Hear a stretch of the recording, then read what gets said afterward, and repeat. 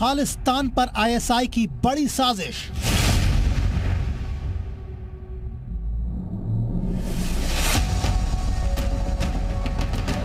क्या है 25 सितंबर वाली प्लानिंग?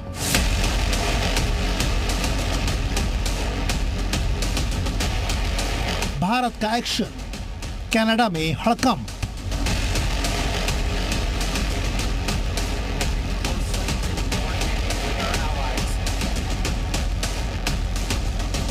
खालिस्तान के हमदर्दों की खैर नहीं।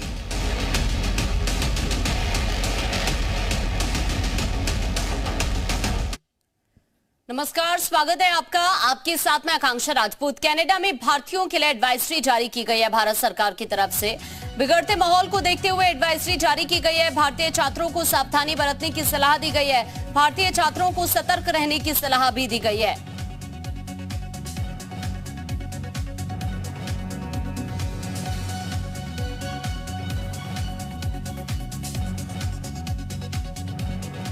कनाडा में जिस तरह से खालिस्तानी आतंकवादी गतिविधियां बढ़ती जा रही है वो बेहद चिंताजनक है। बड़ा खुलासा हुआ है कि चरमपंथियों को पाकिस्तान की खुफिया एजेंसी आईएसआई की शह मिली हुई है। कुछ संगठन आईएसआई के साथ मिलकर कनाडा से भारत के खिलाफ बड़ी साजिश रच रहे हैं।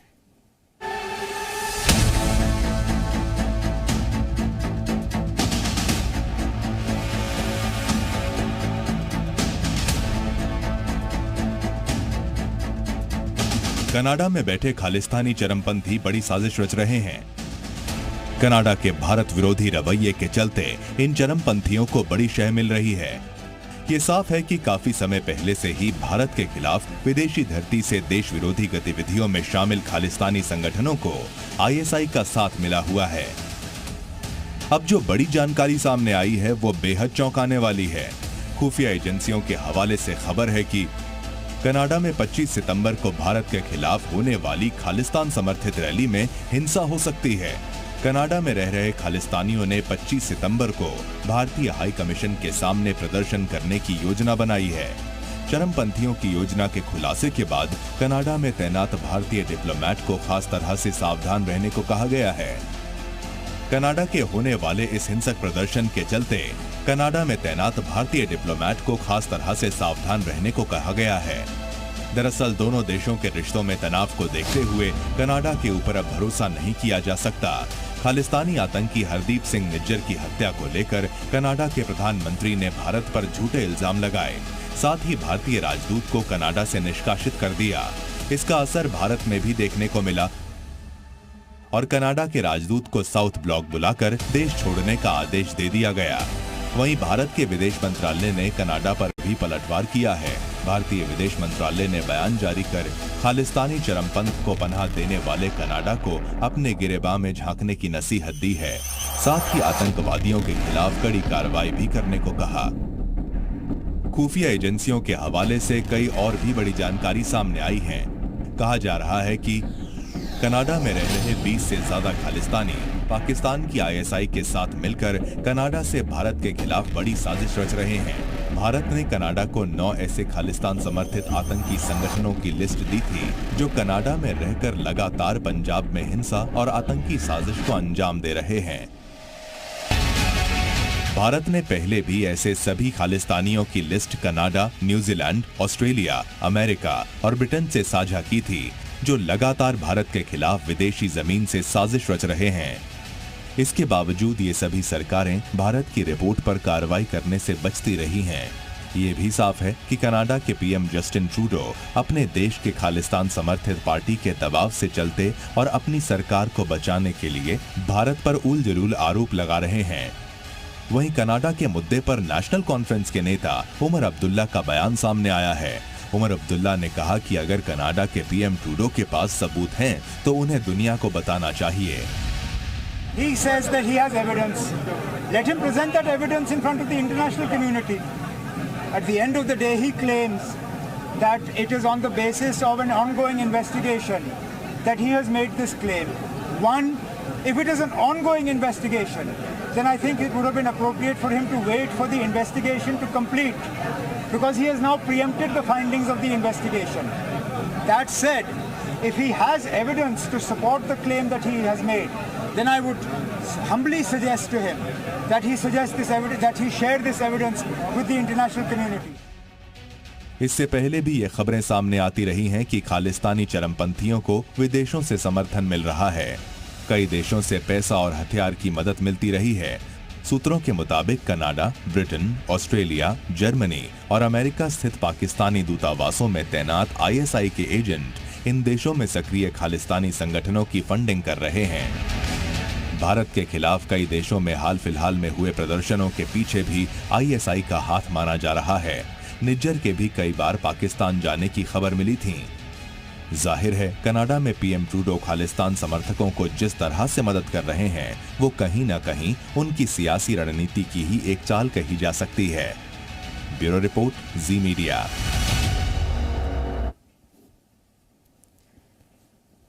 इससे पहले भारत ने कनाडा के प्रधानमंत्री जस्टिन ट्रूडो की हेकड़ी निकाल दी। जैसे ही भारत ने कनाडा के खिलाफ एक्शन लेते हुए दिल्ली में मौजूद कनाडा के वरिष्ठ राजनयिक को भारत छोड़ने का आदेश दिया, वैसे ही ट्रूडो के तेवर ढीले पड़ गए। अब ट्रूडो कह रहे हैं कि हम भारत से तनाव नहीं चाहते हैं, लेकिन सवाल ये है कि ट्रूडो क्यों एक खालिस्तानी आतंक के लिए भारत से पंगा ले रहे हैं। दरअसल ट्रूडो का खालिस्तान प्रेम उनकी सोची समझी रणनीति का हिस्सा है, लेकिन ये रणनीति कनाडा को दुनिया से अलग थलग कर सकती है, उसे तबाही की भट्टी में झोंक सकती है। Acceptable violation of our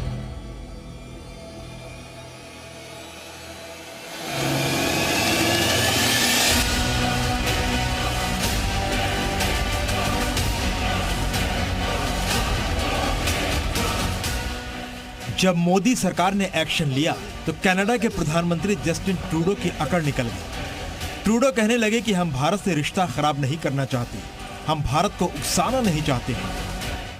India and the government of India needs to take this matter with the utmost seriousness.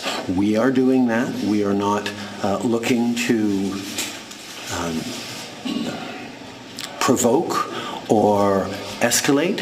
We are simply laying out the facts as we understand them, and we want to work with the government of India to lay everything clear and to ensure that there is proper process. Trudeau कह रहे हैं कि वो भारत के साथ मिल बैठकर मामले को सुलझाना चाहते हैं, लेकिन इसी बयान में वो धमकी भरे लहजे में भारत को उकसाने की भी बात कह रहे हैं। One of the things that is so important today is that India and the government of India takes seriously this matter. It is extremely serious and it has far-reaching consequences in international law and otherwise. Trudeau जिस मामले में भारत से कार्रवाई की मांग कर रहे हैं, दरअसल उसमें कोई सच्चाई नहीं है। कनाडा का कहना है कि खालिस्तानी आतंकी हरदीप सिंह निज्जर की हत्या में भारत सरकार का हाथ हो सकता है। हालांकि कनाडा ने अभी तक कोई ठोस सबूत सार्वजनिक नहीं किया है। past number of weeks, Canadian security agencies have been actively pursuing credible allegations of a potential link between agents of the government of India and the killing of a Canadian citizen, Hardeep Singh Nijjar. इस मामले में Canada ने भारतीय कूटनीतिक पवन कुमार राय को यह कहते हुए देश छोड़ने का आदेश दिया कि वो रॉ के अधिकारी हैं। कनाडा ने अंतर्राष्ट्रीय प्रोटोकॉल का भी उल्लंघन करते हुए उनका नाम भी मीडिया में लीक कर दिया। देखिए, नॉर्मली अंतर्राष्ट्रीय मामलों में जब किसी आपको डिप्लोमेट को एक्सपेल भी करना होता है, आप उसका नाम नहीं लेते हैं, और खासकर दो फ्रेंडली नेशंस के बीच में, और तीसरा अपने देश की पार्लियामेंट में यह बात कह करके। तो मल्टीपल चीजों में कनाडा ने डिप्लोमेसी में बहुत ही एग्रेसिवनेस दिखाई है भारत के प्रति। भारतीय कूटनीतिक के खिलाफ इस कार्रवाई पर भारत सरकार ने कड़ा एक्शन लेते हुए भारत में कनाडा के उच्चायुक्त को विदेश मंत्रालय बुलाया और एक वरिष्ठ राजनयिक को 5 दिन के भीतर देश छोड़ने का फैसला सुना दिया। इस अधिकारी का नाम ओलिवर सिल्वेस्टर है, जो भारत में कनाडाई security intelligence services CSIS station chief है। CSIS कनाडा की इंटेलिजेंस एजेंसी है। दिल्ली में G20 समिट के दौरान कनाडा के पीएम जस्टिन ट्रूडो को खालिस्तान प्रेम पर भारत ने अच्छे से आईना दिखाया था। भारत ने कनाडा के पीएम को सीधे शब्दों में खालिस्तानी आतंकवादियों पर लगाम लगाने की सलाह दी थी, मगर इसके बावजूद भी कनाडा पहुंचते ही जस्टिन ट्रूडो ने खालिस्तानी आतंकवादियों को नए सिरे से शह देना शुरू कर दिया। जिस प्रकार से हिलेरी क्लिंटन 2013 में पाकिस्तान में आई थी, उसने कहा था अगर आप आतंकवादी पालेंगे तो एक दिन आपको डसेंगे, तो पाकिस्तान की वो हालत है। और इसी प्रकार से कनाडा, अगर ये कनाडा इस प्रकार से जो खालिस्तानी जो टेररिस्ट हैं उनको पनाह देगी, कल को इनको बड़ी प्रॉब्लम आने वाली है। क्योंकि ये सच्चाई है, आज ये डोमेस्टिक पॉलिटिक्स के लिए तो कर रहे हैं, मगर यही सांप उनको काटेंगे। सवाल यह है कि जस्टिन ट्रूडो क्यों खालिस्तानी आतंकी के लिए भारत से रिश्ते खराब करने पर तुले हुए हैं। जानकारों के मुताबिक इसके पीछे है ट्रूडो की घरेलू सियासत। इन्होंने मुंह खोला है और इनका पैर मुंह से बाहर निकल रहा। अब ये बैक पेडल करने की कोशिश करें, नहीं मेरा मतलब ये नहीं था, मैं ये नहीं कहना चाहता था, मतलब कहने का ये एटसेट्रा एटसेट्रा। इसको अब समझ आ गई है कि मैं गलती कर बैठा। जस्टिन ट्रूडो की राजनीति फिलहाल खालिस्तान समर्थन पर टिकी हुई है, इसलिए वो उसके खिलाफ कुछ नहीं बोलते। साल 2021 के चुनाव में जस्टिन ट्रूडो की लिबरल पार्टी को 157 सीटें मिली थी, जबकि विपक्षी कंजर्वेटिव पार्टी को 121 सीटें मिली थी। कनाडा की संसद में बहुमत के लिए 170 सीटें चाहिए होती हैं, यानी जस्टिन ट्रूडो की पार्टी को बहुमत नहीं मिला। सरकार बनाने के लिए उन्होंने कनाडा की न्यू डेमोक्रेटिक पार्टी का समर्थन लिया।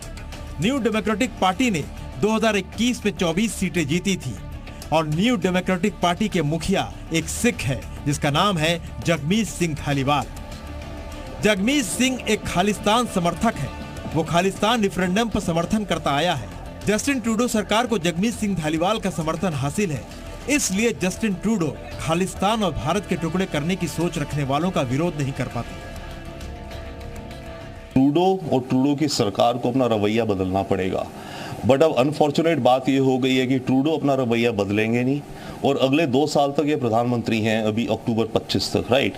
तो भारत कनाडा के रिश्ते फिलहाल के लिए तो लगता है ठंडे बस्ते में जाएंगे।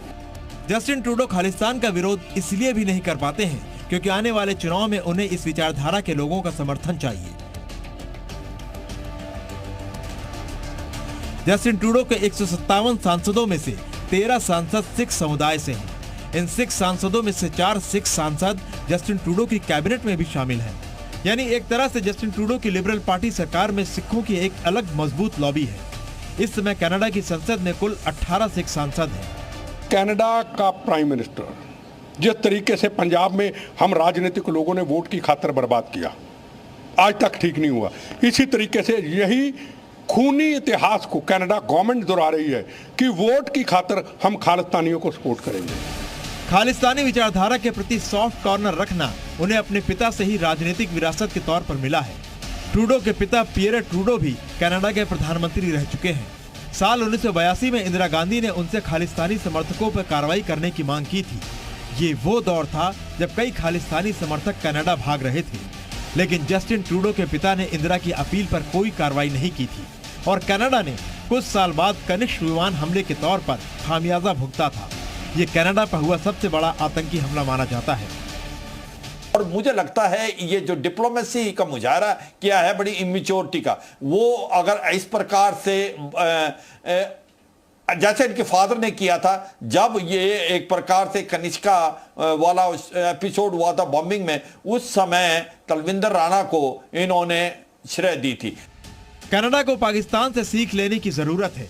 आतंकियों का पनाहगाह बन चुका पाकिस्तान अब बर्बाद हो चुका है। अगर कनाडा नहीं सुधरा तो वह दिन दूर नहीं जब उसकी हालत भी पाकिस्तान जैसी हो जाएगी, क्योंकि अब अमेरिका, ब्रिटेन और फ्रांस जैसे बड़े देश भी भारत की शक्ति को पहचान गए हैं और वो कनाडा की बजाय भारत के साथ खड़े हैं। ब्यूरो रिपोर्ट, जी मीडिया। कनाडा के प्रधानमंत्री जस्टिन ट्रूडो जिस तरह खालिस्तान की जुबान बोल रहे हैं, वो दिन दूर नहीं जब वो कनाडा को नया पाकिस्तान बना देंगे।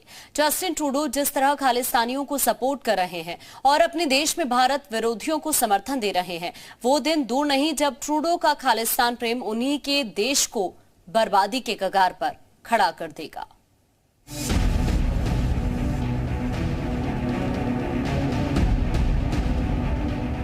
कनाडा के प्रधानमंत्री जस्टिन ट्रूडो की पहचान प्रधानमंत्री से ज्यादा खालिस्तानियों के समर्थक के रूप में होने लगी है।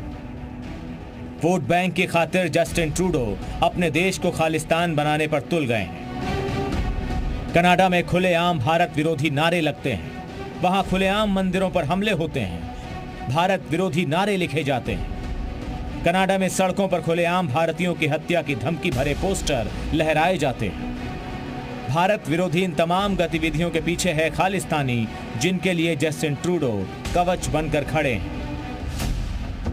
जून महीने में कनाडा के ओंटारियो शहर में एक परेड निकली थी। परेड की एक झांकी में पूर्व प्रधानमंत्री इंदिरा गांधी की हत्या का महिमा मंडन किया गया था। ये झांकी खालिस्तान समर्थकों ने निकाली थी। उस वक्त भारत सरकार ने इस पर कड़ी आपत्ति जताई थी, लेकिन जस्टिन ट्रूडो ने इन पर कोई कार्रवाई नहीं की। ट्रूडो के सख्त एक्शन न लेने के कारण ही खालिस्तान समर्थकों का दुस्साहस बढ़ता जा रहा है। पिछले कुछ सालों में खालिस्तान समर्थकों ने कनाडा के अलग अलग शहरों में कई हिंदू मंदिरों को निशाना बनाया है। इसी साल 15 जनवरी को कनाडा के ब्रैम्पटन में हनुमान मंदिर में तोड़फोड़ हुई थी। इसके बाद 25 जनवरी को ब्रैम्पटन शहर के गौरी शंकर मंदिर में भी भारत विरोधी नारे लिखे जाने की घटना हुई थी। 30 जनवरी को कनाडा के मिसिसॉगा शहर के राम मंदिर में तोड़फोड़ की गई। बीते साल नवंबर में पहली बार ब्रैम्पटन शहर में हिंदू सभा मंदिर और जगन्नाथ मंदिर में तोड़फोड़ की वारदात सामने आई थी। ट्रूडो का खालिस्तान प्रेम इतना गहरा है कि उन्हें खालिस्तानियों की हत्या विरोधी धमकियां भी नहीं दिखती। इसी साल जुलाई में खालिस्तानियों ने कनाडा के अलग अलग शहरों में पोस्टर लगाकर भारतीय राजनयिकों की हत्या करने के लिए लोगों को उकसाया था। अहम मुद्दा जो है, जो ये खालिस्तानियों को शय दे रहे हैं, इनकरेज कर रहे हैं और कह रहे हैं कि हाँ ये तो फ्रीडम ऑफ स्पीच है। आप बनाते हो वो क्या बोलते हैं उसको, फ्लोट बनाते हैं। इंदिरा गांधी का असैसिनेशन का फ्लोट है, 2 बंदूक जी उसके है, वो आप सड़क पर निकाल रहे हैं। ये फ्रीडम ऑफ स्पीच है क्या? हा? ये तो बेहूदगी है। कनाडा में सिख प्रमुख वोट बैंक हैं। स्थानीय परिषदों और कनाडा की संसद में कई सिख सांसद हैं। कनाडा की कुल आबादी करीब 3 करोड़ 89 लाख है और उनमें भारतीय मूल के 24 लाख लोग हैं। उसमें भी सिखों की आबादी 8 लाख से ज्यादा है, जिन्हें कनाडा सरकार एक बड़े अल्पसंख्यक वोट बैंक के तौर पर देखती है। 338 सदस्यों वाले कनाडाई संसद में न्यू डेमोक्रेटिक पार्टी के समर्थन से ट्रूडो की सरकार बची हुई है। न्यू डेमोक्रेटिक पार्टी के अध्यक्ष जगमीत सिंह को खालिस्तान समर्थक कहा जाता है। संसद में इनकी पार्टी के 18 सांसद हैं। इसी वजह से जस्टिन ट्रूडो खालिस्तानियों पर एक्शन तो दूर, अब उन्हीं की जुबान बोलते हैं।